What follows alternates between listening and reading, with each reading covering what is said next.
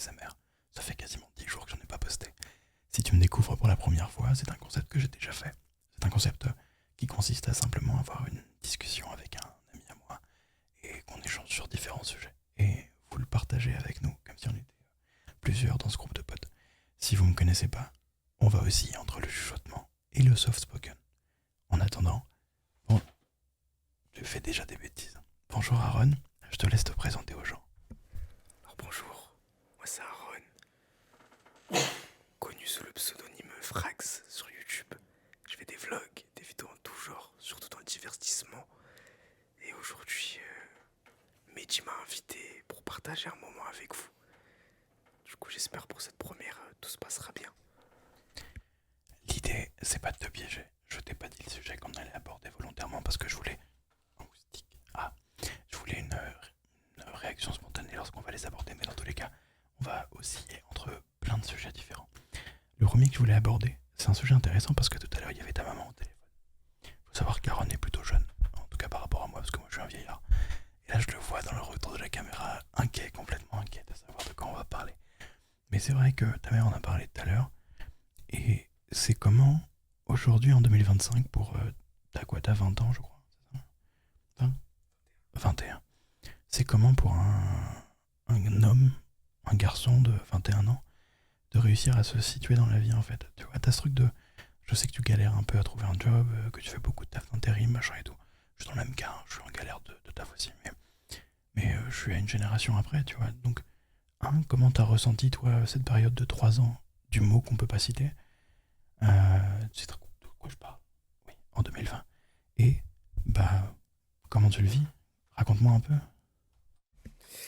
Alors tout simplement, pour être honnête avec toi, pour ceux qui ne me connaissent pas, du coup, j'ai 21 ans. Et malheureusement, on va dire que mon parcours scolaire s'est arrêté assez brutalement pour moi. Parce que j'ai subi une agression raciste. Et j'ai été viré de mon lycée à mes 17 ans. Ce qui a fait que je suis rentré dans la vie active très très très jeune. Et que j'étais pas spécialement préparé. En gros, je pense que comme beaucoup de jeunes, à l'heure actuelle, on a des rêves. Et on n'a pas spécialement cette, cette optique de vie de se dire ok, demain je vais arrêter les cours, je vais travailler. Et moi, comme tu le sais, j'ai voulu faire un bac+5 en audiovisuel. Et ce qui s'est passé, c'est que tout simplement, j'ai dû revoir mes projets. Parce que, entre temps, j'avais rencontré une personne, j'avais changé mes projets de vie, on va dire.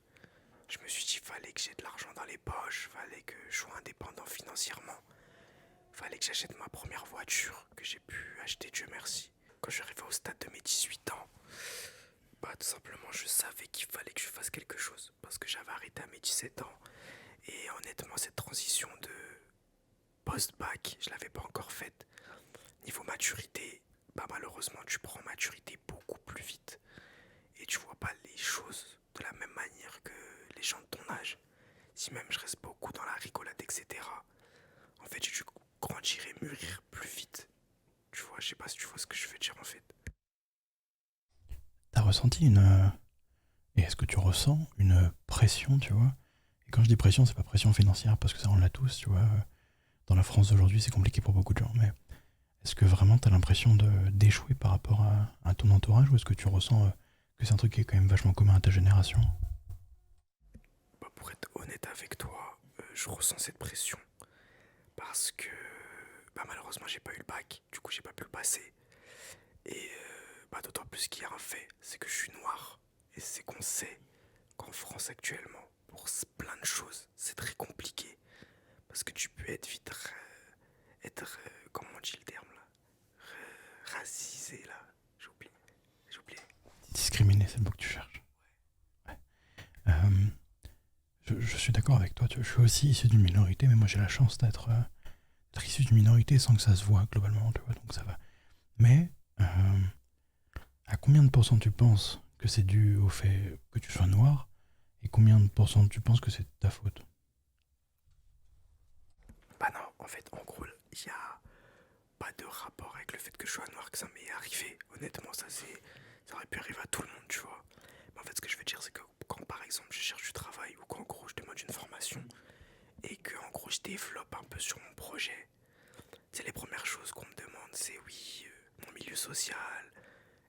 casier judiciaire, enfin, tu vois, des questions de base. Je pense, pour certaines formations, de poser ces questions-là. Mais en temps normal, on ne te les pose pas. Et c'est vrai que je l'ai beaucoup ressenti. Et par exemple, en intérim, moi j'avais des missions, je pense, comme certains d'entre nous. C'est des missions vraiment préparateurs de commandes, enfin, en fait, les trucs de base. Et il y a d'autres potes à moi. Bah, je pense aussi c'est la localisation. Parce que eux, tu vois, par exemple, en Ile-de-France, il y a des potes à moi, ils travaillent en bureau, ils travaillent en concession. Et moi, bah, quand je vois les débouchés que j'ai, je pensais par rapport à ma localisation, tu vois, plus situé dans les usines, etc. Et non, par rapport à ça, ça a pas. Je trouve pas que ça m'impacte plus que ça, tu vois. Genre, honnêtement, ça m'impacte pas plus que ça, ma couleur de peau.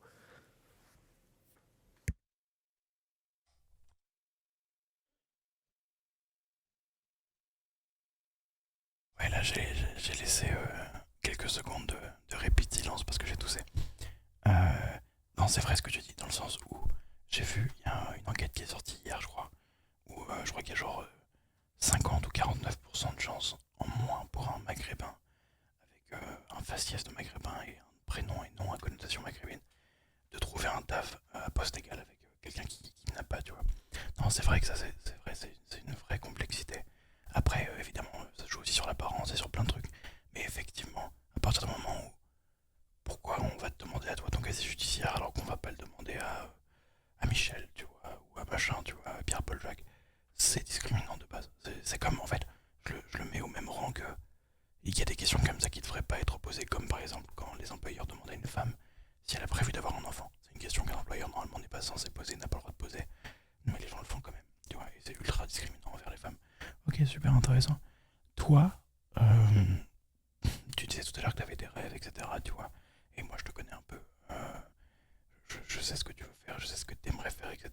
Et on y reviendra un peu plus tard dans l'épisode sur toutes ces aspects de création, machin, vu que t'es un enfant d'Internet. Tu vois, t'es littéralement un enfant d'Internet.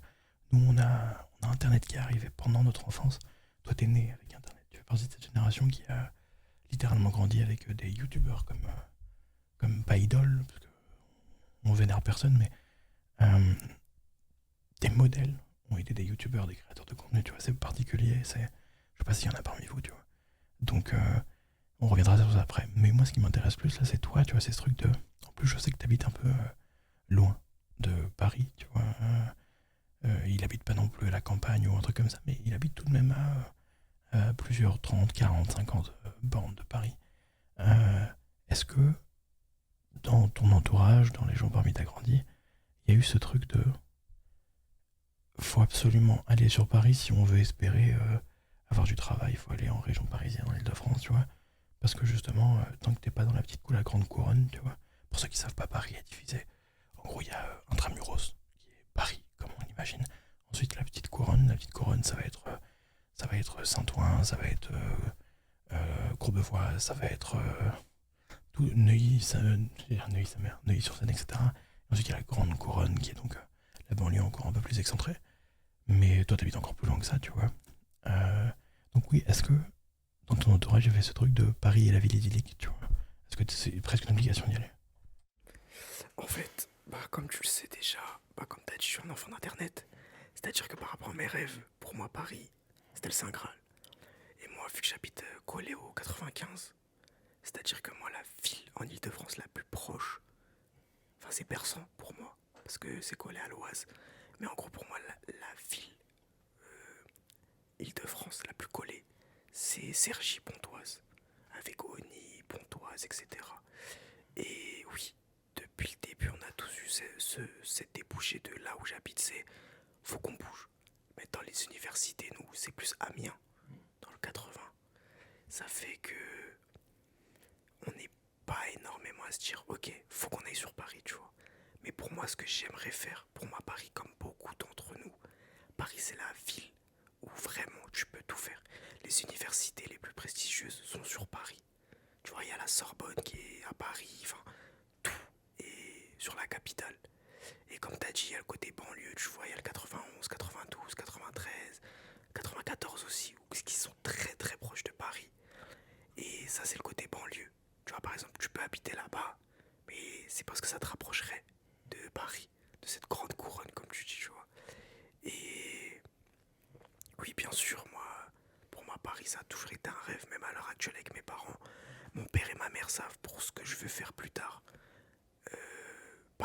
ça serait l'idéal, et qui savent que je peux pas rester là où j'habite, que pour moi ça me freinerait. Et d'ailleurs ils m'encouragent, tu vois, c'est les premiers à m'encourager, à me dire écoute, taf en intérim, quitte à prendre sur toi, c'est pas une finalité, mais pour pouvoir prendre ton indépendance, commencer par ça, parce qu'il faut toujours commencer quelque part dans cette vie, on va dire, et que si on commence pas par un point de départ, on n'aura pas ce point d'arrivée qui fait que nos parents, par exemple, sont les personnes qui sont aujourd'hui. Tu vois, parce que je pense si eux, ils auraient le confort et la chance qu'on a, Dieu merci, aujourd'hui, ça les aurait pas forgés comme maintenant. Parce que moi, je pense que le fait d'être dans un confort comme ça, on se... Par exemple, une phrase qui est réelle, et je pense que même vos parents ont dû vous la dire, c'est on va pas tout le temps être là. Tu vois, là, par exemple, ma mère, on en a parlé hier encore, elle a dit tant qu'on est là, vous savez que vous n'avez pas cette galère d'argent. Mais le jour où on n'est plus là, nous on aimerait bien partir en se disant bah, mon fils il a un CDI, où on sait que tous les mois il peut payer ses factures, tu vois. Alors que là, c'est bah, j'enchaîne les petits tafs, histoire d'avoir suffisamment d'argent pour payer mon assurance et mon abonnement Adobe, tu vois. Genre c'est ça la vérité. Et bien sûr, les rêves comme t'as dit, si on arrive à bah, les comment ça s'appelle, à les concrétiser, bah bien sûr je serais en mode oui j'ai tout gagné, tu vois. Sauf que la vie n'est pas comme ça. Et si la vie elle était faite comme ça serait beaucoup trop simple d'arriver à un but en se disant ok je vais y arriver, tu vois. Il y a beaucoup de gens qui ont ce truc, moi aussi je l'ai, tu vois. Par exemple YouTube, quand je t'ai parlé de je voulais être youtubeur, bah, l'année dernière je me suis lancé, j'ai fait des rencontres, tu m'as aidé, tu m'as présenté à des gens et ça a pris petit à petit. Et je sais qu'à l'heure actuelle, j'aurais continué comme je l'avais fait. Peut-être à l'heure actuelle, je serais loin. Sauf que j'ai décidé de prendre cette pause de quelques mois, de 9-10 mois, par rapport à des changements d'entourage, par rapport au fait que j'avais une personne dans ma vie et que je me disais qu'il fallait que je trouve un travail, un réel travail, pour subvenir aux besoins de cette personne et mes besoins. Tu vois pas ce que je veux dire? Je vois totalement, c'est pertinent. Euh, je vais pas rebondir sur tout, je vais rebondir sur un truc que tu as dit d'assez intéressant. On va parler après de ton rapport à la mort, parce que tu disais, tu parlais de ta mère qui te faisait comprendre que bah, la vie est belle parce qu'elle a une fin, tu vois. Et donc un jour ou l'autre, nos parents s'en iront, tu vois. Déjà, est-ce que toi, ça te met une pression? Est-ce que tu as peur de la mort? Est-ce que tu as peur de ce qui peut arriver, tu vois, et de perdre tes proches? Et surtout, est-ce que tu es quelqu'un de très famille? Est-ce que la famille, c'est important pour toi, tu vois? Bah alors déjà ça c'est une très bonne question parce que déjà bah, pour les gens qui nous suivent, moi personnellement je suis de confession musulmane. C'est-à-dire que je prie 5 fois par jour. Je pense que tu as pu me voir le matin, jusqu'au soir, tu vois, je prie. Et en fait, avoir peur de la mort, en soi, dans le Coran, on t'explique la mort. Même si tu cherches à la fuir, elle va te trouver. Si tu te caches sous la table pour te fuir cette mort-là, c'est la table qui va causer ta mort, tu vois. Donc, la mort en soi n'est pas une finalité. Et non, je n'ai pas peur de la mort. C'est ce que tu vas faire durant ta vie qui va, ou non, te faciliter dans la mort, on va dire. Moi, je suis très, très, très, très famille. Comme tu le sais, par exemple, si je présente quelqu'un à ma famille, c'est que je te considère énormément. Et je pense comme beaucoup d'entre nous. Si je te présente à ma famille, c'est pour ça. On n'en reparlera pas tout de suite. Mais tu sais que j'ai beaucoup, beaucoup, beaucoup eu du mal à accepter certaines choses. Pourquoi j'en parlais tout à l'heure? Parce que ma famille connaissait la personne. Et c'est ce truc de je suis jeune, la vie n'est pas finie, qui a fait qu'en fait, bah, j'étais très triste. Parce que la famille, pour moi, c'est tout. Ma mère, pour moi, c'est mon tout. Parce que avec elle, j'ai un rapport très fort. Parce qu'avec elle, j'ai fait mourir à la naissance avec elle. Ce qui fait que j'avais peur de la mort quand j'étais petit. J'ai dû voir des psychologues, j'ai dû voir des éducateurs pendant des années de ma primaire jusqu'à ma troisième. Parce que j'avais peur de cette mort-là. Et c'est l'une des raisons pour lesquelles j'ai commencé YouTube. Parce que j'avais peur que les gens m'oublient. J'avais peur de ne pas marquer les gens. C'est pour ça que la vie des gens aussi m'apportait beaucoup. Et comme tu as pu le voir, par exemple, quand avec une personne c'est fini, j'aime pas donner cette mauvaise image ou une erreur qui aurait pu te marquer à vie. Et c'est des petits traumas comme ça qui ont fait l'homme que je suis aujourd'hui. Je suis loin d'être parfait. J'essaye encore de comprendre les gens, de comprendre mes sentiments, de comprendre la peur en elle-même, de comprendre la peur de l'abandon, la peur de la mort. Comment aborder ce sujet-là? Et c'est vrai que quand ton père ou ta mère te dit on sera pas tout le temps là, c'est pas le même impact qu'un ami. Parce que ta mère, elle t'a donné la naissance, tu l'as vue, elle t'a vu grandir, tu la vois vieillir toi, et elle te voit grandir. C'est-à-dire qu'en fait, je sais pas si demain c'est moi qui va accompagner ma mère jusqu'à son dernier souffle, ou si c'est elle qui peut m'accompagner jusqu'au mien. Ça veut dire que la mort, bah, c'est quelque chose d'incertain. Tu vois, je sais pas quand je vais mourir, ni à quelle heure. Peut-être même tu vas sortir de cette vidéo, bah je vais mourir, tu vois, je ne sais pas. On n'espère pas. J'espère pas non plus. Mais c'est pour te dire que c'est incertain. Et que ce rapport avec la mort, on l'a tous différemment. Par exemple, pour certains, la mort, il faut vouloir se dépêcher de réaliser leurs rêves parce qu'une vie on en a qu'une. C'est sacré. C'est pour ça qu'on te dit par exemple des petits problèmes ou t'as une petite peine de cœur, on te dit ne prends pas. Si même des gens de 40 ans arrivent à refaire leur vie, c'est pas toi, 21 ans, 18 ans, 17 ans, qui va te morfondre. Il y a des problèmes plus importants que d'autres qui font que, à l'heure actuelle, bah. Ouais, mais par rapport à ma famille, oui.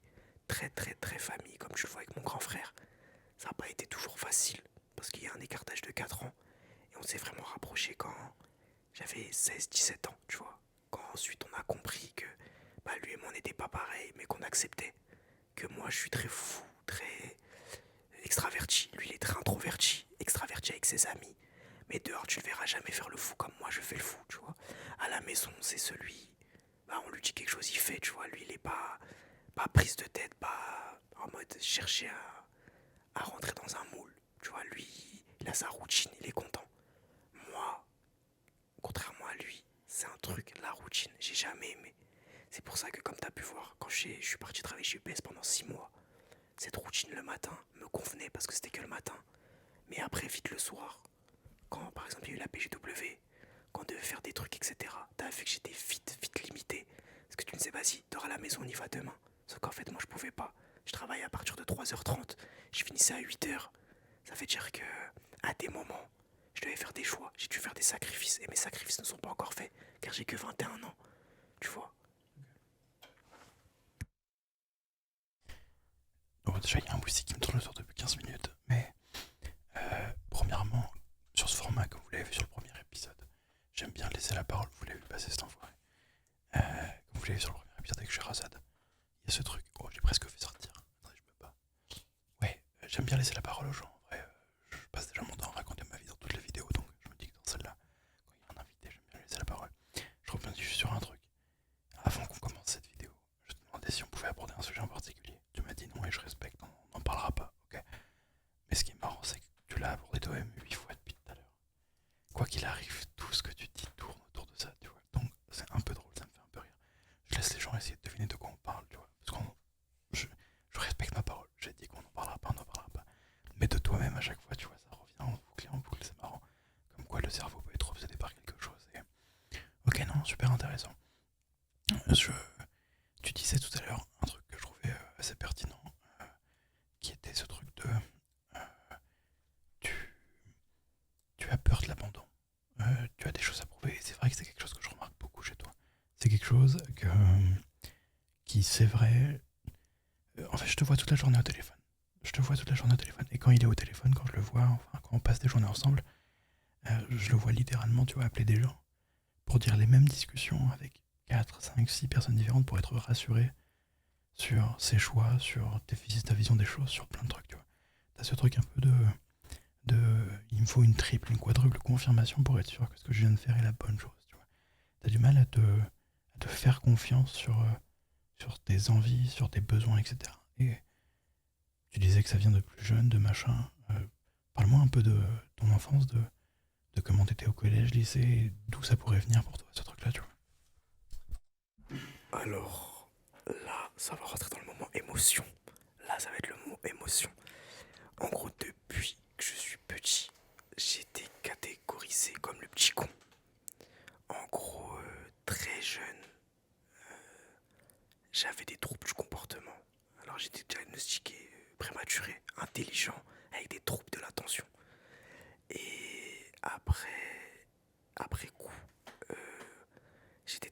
speed qu'en fait, il y a des gens qui ont cru que j'étais hyperactif avec un TDAH.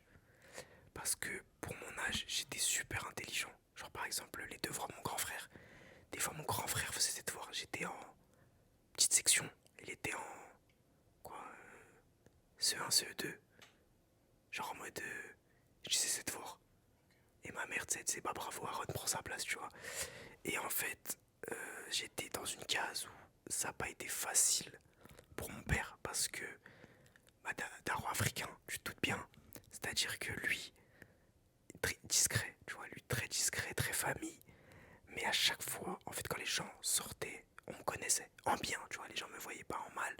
Mais à l'école, les profs me voyaient vraiment comme ce petit con qui foutait la merde tout le temps, qui n'avait pas de temps, enfin vraiment tout le temps. Aaron, arrête, Aaron, arrête, Aaron, arrête.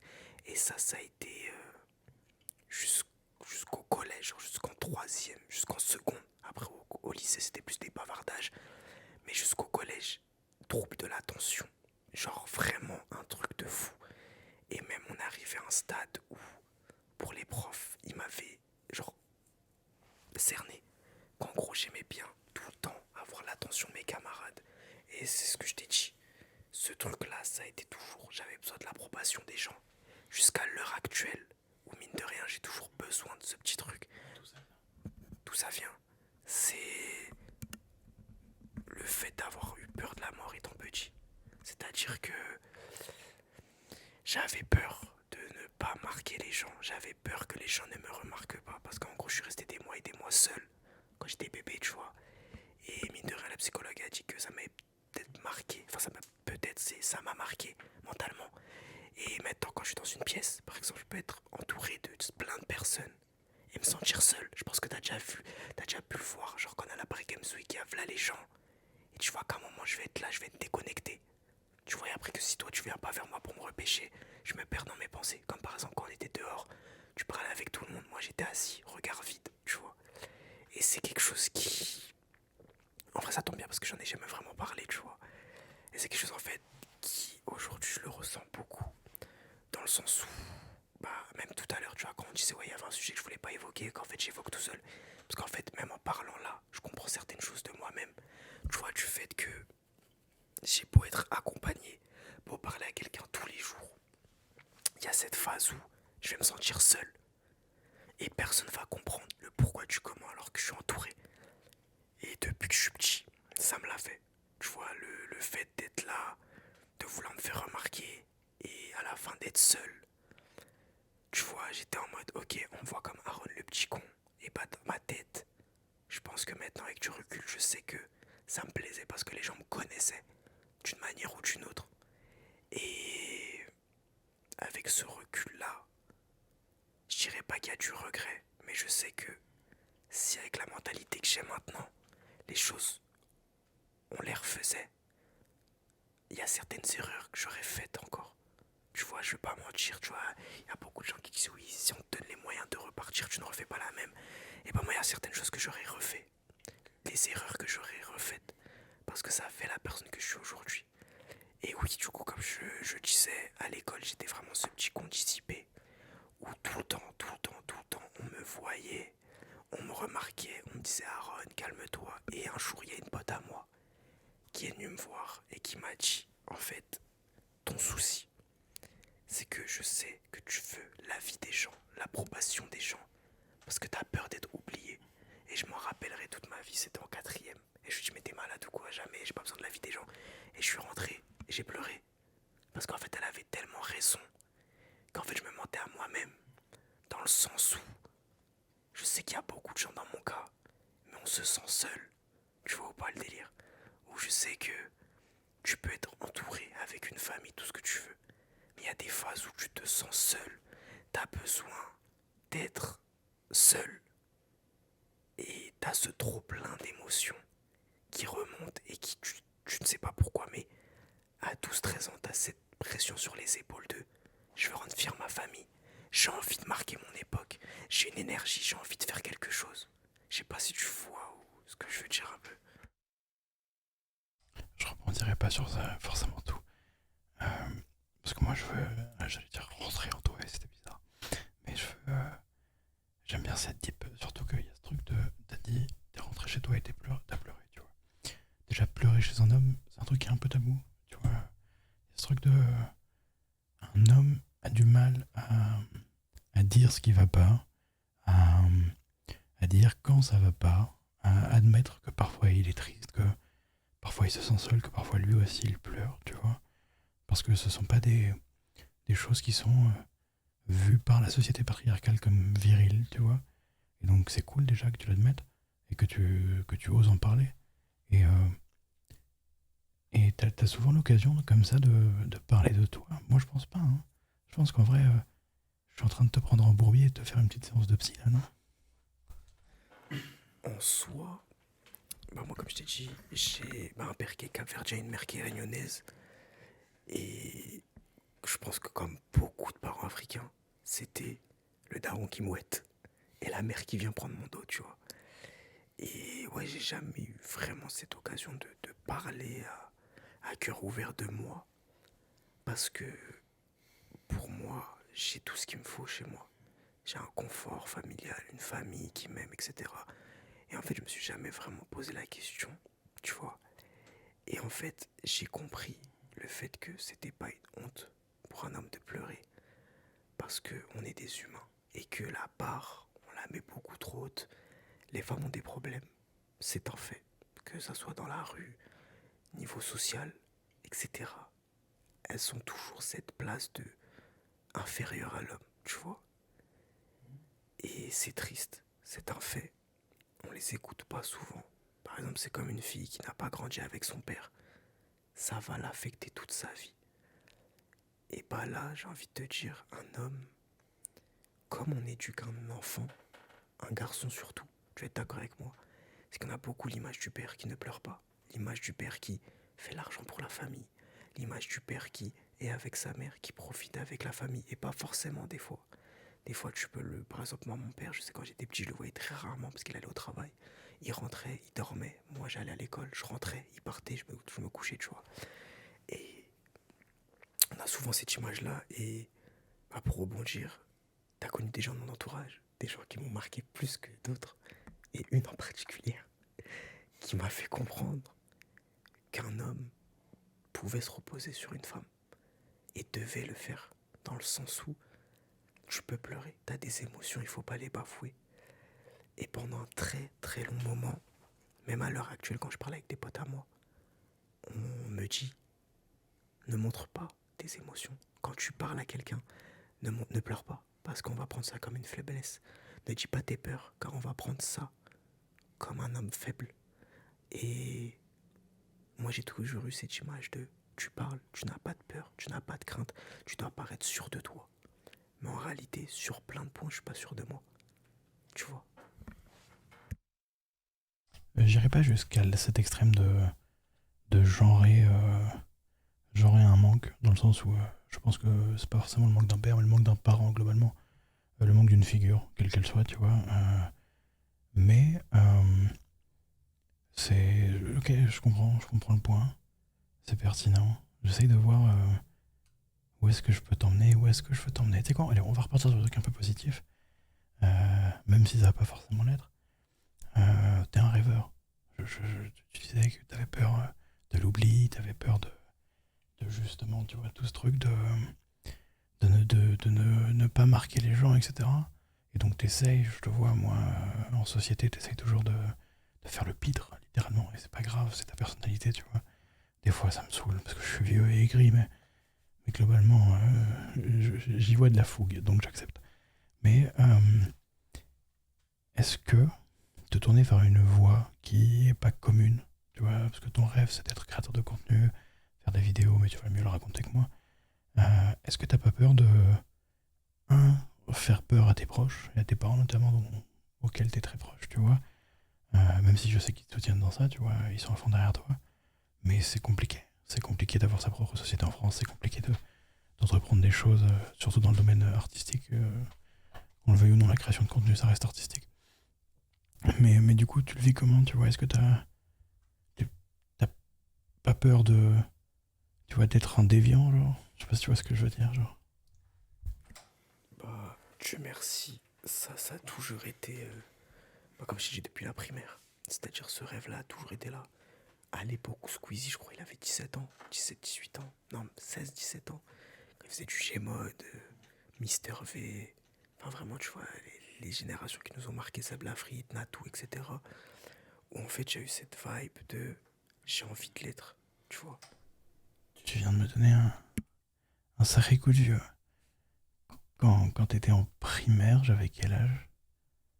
Putain, quand t'étais en primaire, j'étais majeur, mec.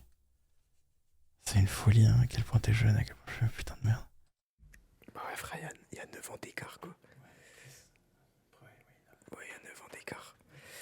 Donc, ouais, c'est un truc où moi je me filme avec la tablette de ma mère, avec le fer à repasser sur la PS3. Je faisais des gameplays sur GTA V, avec ma voix de fou. Et en fait, ce truc qui m'a ouvert les yeux sur le fait que je voulais faire des vidéos, c'est lorsque j'ai eu mon premier PC, fin troisième, début seconde. Et j'ai compris que je voulais être youtubeur. Parce que je filmais mon quotidien et je faisais des montages éclatés sur Windows Movie Maker. Et ensuite sur Filmora. Et ça faisait rire les gens de ma classe, ça faisait rire les gens de mon lycée, ça faisait rire les gens de ma ville. J'ai eu beaucoup de moqueries aussi des gens de ma ville, hein. Faut pas le nier, faut pas rigoler, faut pas dire ah tout est beau, tout est rose. Non, j'ai eu beaucoup de moqueries. Et en fait, je me suis matrixé.